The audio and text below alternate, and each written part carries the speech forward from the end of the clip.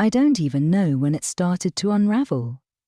We were laughing the week before, making dinner together, watching that dumb cooking competition show she loved. So when people ask, "Did you see it coming?" No, I didn't. I thought we were good. Not perfect, no one is, but solid. We had inside jokes. We texted during the day. She'd still reach over and rest her hand on my leg when we sat on the couch. I felt close to her. But one night, she was in the shower, and her phone buzzed. Twice. Then, again. Something just nudged me. Not suspicion, more like curiosity. So I picked it up. I wasn't even looking for anything. And there it was. A message preview from someone I didn't recognize. Last night was everything. You always see me. I felt cold. My mouth went dry. I opened the thread. I scrolled. What I found was worse than sex. It was laughter, flirting, emotional connection, inside jokes that weren't mine. She told him about me. She told him I wouldn't understand her the way he did. It wasn't just a fling. She gave him the version of her I thought was only mine. He got the soft late-night thoughts, the "I'm scared" about my job worries, the "here's what I'm dreaming about" talks. That was our space. I didn't confront her that night.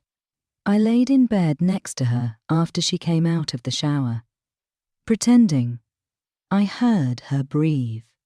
I smelled her hair, and I felt like a stranger in my own life. When I finally told her I knew, her face collapsed. Not guilt, not fear, sadness, like she'd been waiting for me to find out. She cried. She said it wasn't physical until later, that she was lonely, that we stopped connecting. And all I could say was, I thought we were happy. The days after were quiet. I'd hear a song and wonder if she sent it to him too. I'd drive past our favourite taco truck and wonder if it meant anything to her now. She moved out a few weeks later.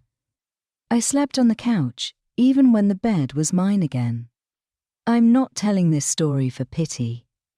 I'm telling it because I want anyone who's been there to know they're not alone. Emotional cheating cuts deep because it makes you question what was ever real. But I survived it. I'm learning to be whole again, even without the pieces I thought I needed.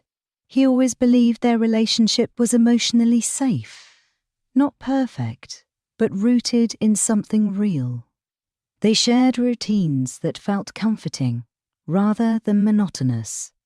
A cup of coffee passed wordlessly in the morning, a glance across the room at a party that said, "I'm ready to go when you are," the way she curled into him when she was cold. All of it reinforced his belief that they were connected, emotionally secure, stable. When friends joked about couples growing apart or cheating scandals in their circles, he'd feel this quiet pride. We're not like that. There was a sense of security, not because they said "I love you" often, but because everything just flowed. Until it didn't. Looking back, the signs were probably there, but they were subtle. That's the thing about emotional distance. It doesn't slam into you like a car crash. It seeps in quietly, disguised as busyness, stress, or just growing up. At first, it was how she stopped giving him the full download of her day.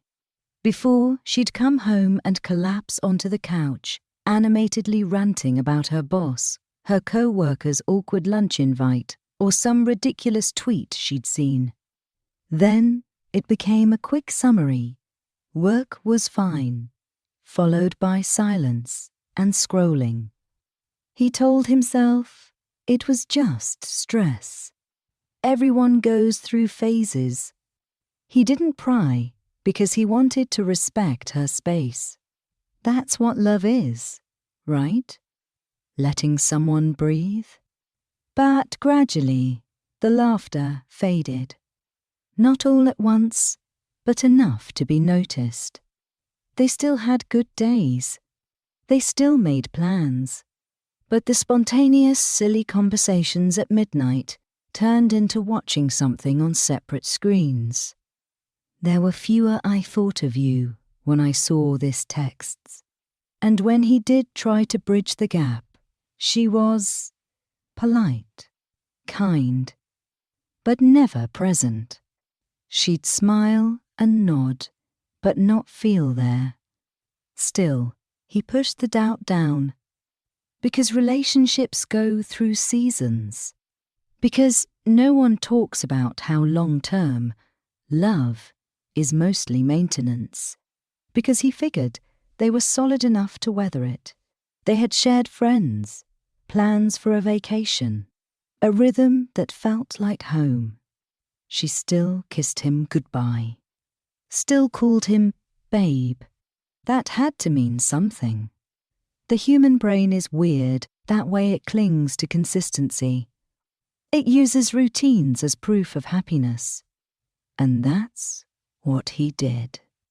Every small gesture, a shared Spotify playlist, a photo memory popping up on her phone, and her showing it to him with a soft smile, became a reason to believe they were okay. He built his belief in their bond on those quiet comforts. But now, after everything, he realized how deeply he'd mistaken familiarity for closeness.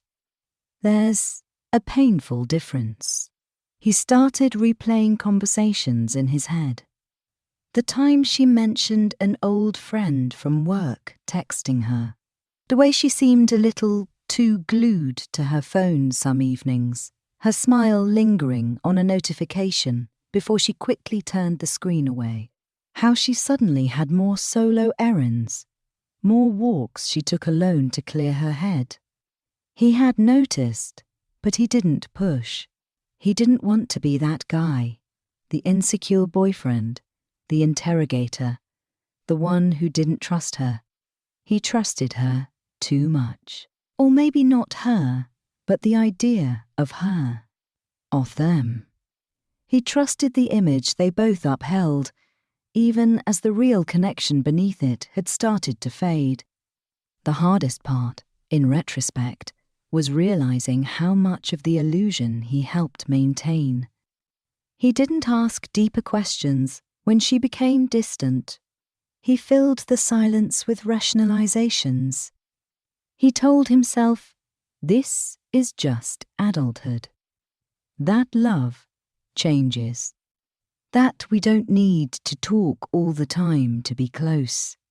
But she needed more, and instead of telling him, she found it somewhere else, with someone who wasn't numb to her silences, who noticed when her tone shifted, who asked the questions he didn't. That wasn't just betrayal.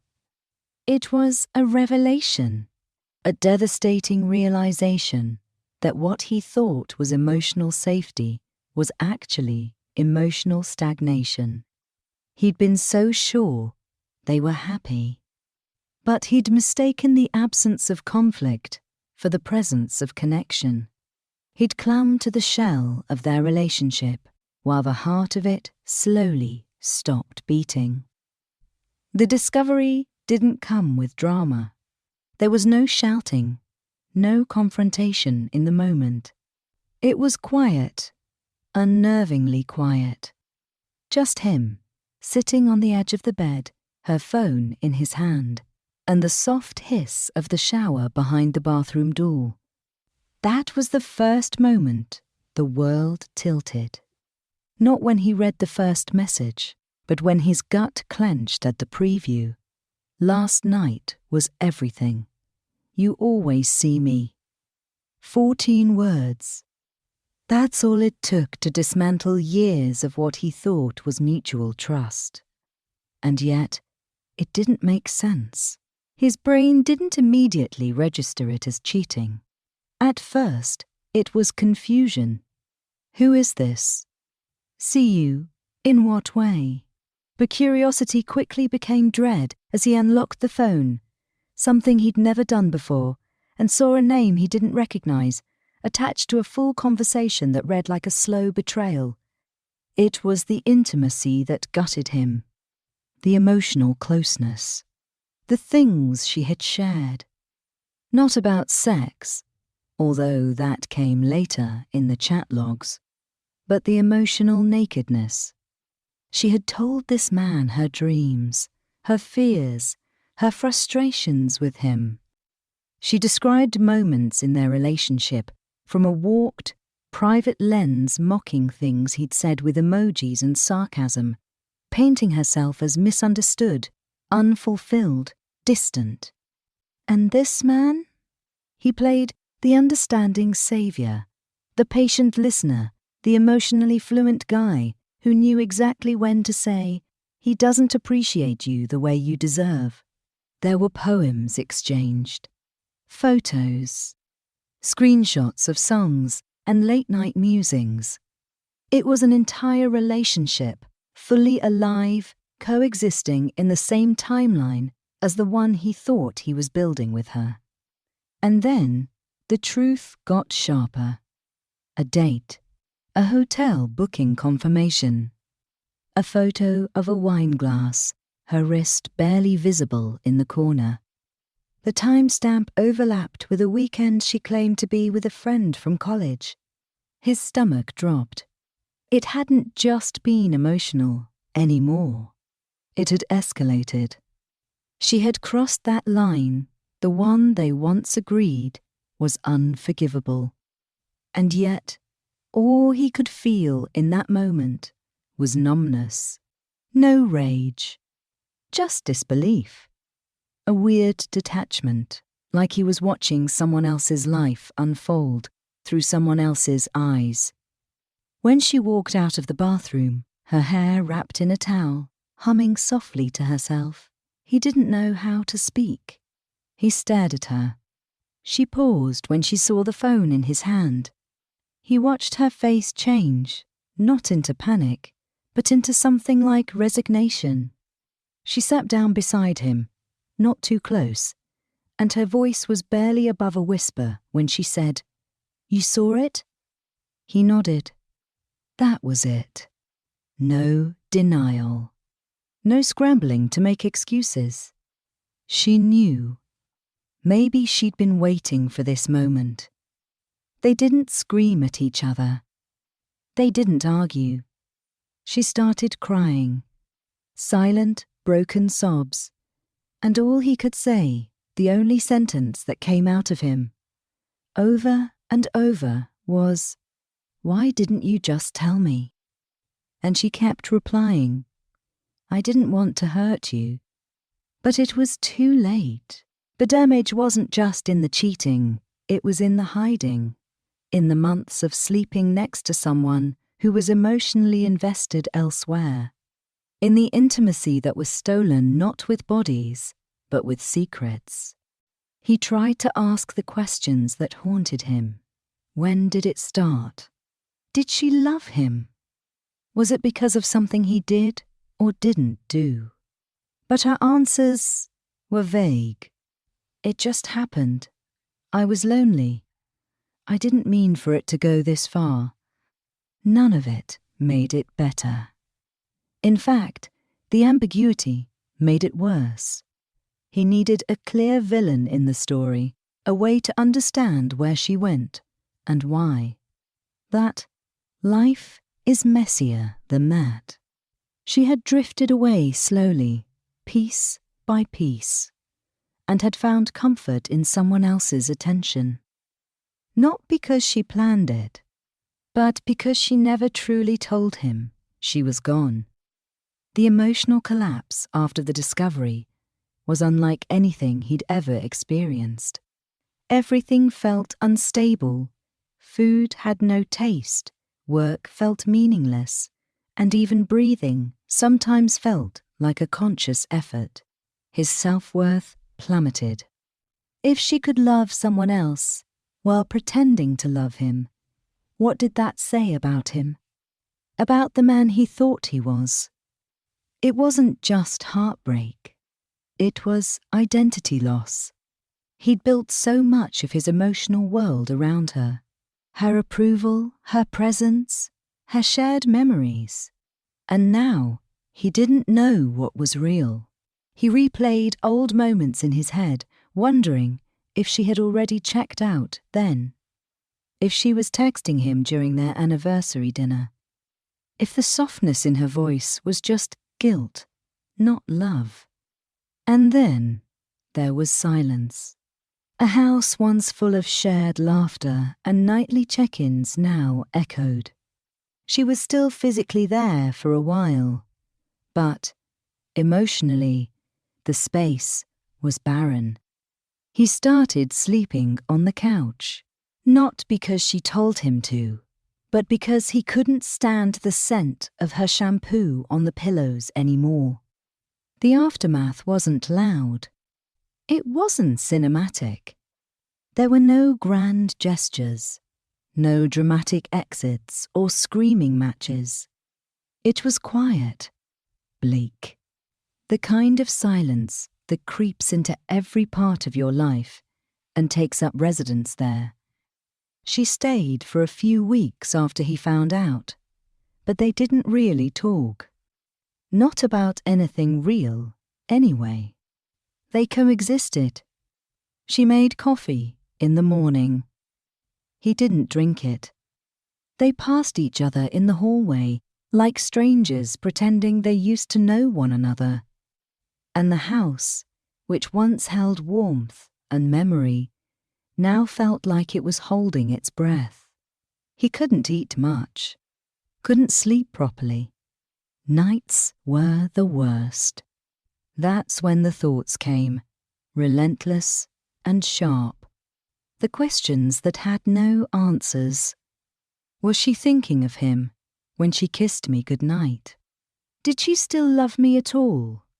Or had she already mourned our relationship in private while I was still trying to make her laugh? His mind turned every detail into evidence. Every memory they had together started to rot in his hands. Even the good ones. Especially the good ones. He'd replay them and then immediately wonder if they were real or just performances covering up what she was really feeling. There were moments he thought he could forgive her. Moments when she cried and said she didn't want to lose him. When she admitted that she missed them, the way they used to be. But it wasn't just about the cheating. It wasn't even just about the lying. It was about the months, maybe years, of growing apart that neither of them wanted to admit. She was already emotionally involved with someone else when she came home to him every day, already investing pieces of herself into another bond while he clung to the one he thought was still intact. He tried to talk to friends, but it always felt like he was explaining something they couldn't fully understand. Emotional infidelity is hard to define. It doesn't leave bruises. It doesn't come with lipstick stains or broken furniture. But it tears something deep inside, something quieter, but just as destructive. And people mean well when they say, at least she didn't have a full-blown affair, as if the emotional intimacy she shared with another man wasn't already more of a betrayal than sex could have been. Therapy became a lifeline. He wasn't sure. It would help at first, it felt like a cliché, But it gave him a place to put the pain, to say things out loud he hadn't been able to admit to himself, like how ashamed he felt for not seeing it sooner, like how deeply insecure he became after discovering the texts, wondering if he had ever been enough for her, like how he started questioning his own perception of reality, doubting whether his version of their relationship had any truth to it, or if it had always been one-sided optimism. He remembered one session in particular, sitting across from the therapist, trying to explain why it hurt so badly. He said, "I don't think I even miss her now. I miss who I thought she was. I miss the version of us I believed in." That was the real grief. Not the loss of the relationship as it stood, but the loss of the imagined future, the version of love he thought they were living in. It was like mourning someone who didn't actually die, but became someone else. Eventually, she moved out. It was anticlimactic. She packed slowly, didn't take everything, left behind a few mugs, a sweater he found later, and stuffed in the back of the closet. And once she was gone, the silence deepened. But it changed. It wasn't the silence of someone refusing to speak. It was the silence of an empty space. And in a strange way, it was easier. Because at least now, there were no more lies hanging in the air between them. No more pretending. Healing didn't come in a straight line. Some days he felt okay, even grateful for the clarity. Other days he woke up missing the way she used to say his name. There was guilt too, not just toward her, but toward himself, for not asking the hard questions sooner, for accepting scraps of connection when he should have noticed the plate was already empty. But with time, he started to feel grounded again. He stopped checking her social media. He unfollowed the guy she cheated with. He deleted old photos not out of spite, but because he didn't need them anymore. And slowly, piece by piece, he began to build a new version of himself, one that didn't rely on someone else to feel whole. He started reading again, went back to the gym, reconnected with friends he'd pushed aside during the relationship. He didn't rush into anything new. He wasn't ready. But for the first time in a long while, he could sit in the silence and not feel consumed by it. He could breathe again, not because the pain was gone, but because he had finally stopped holding his breath.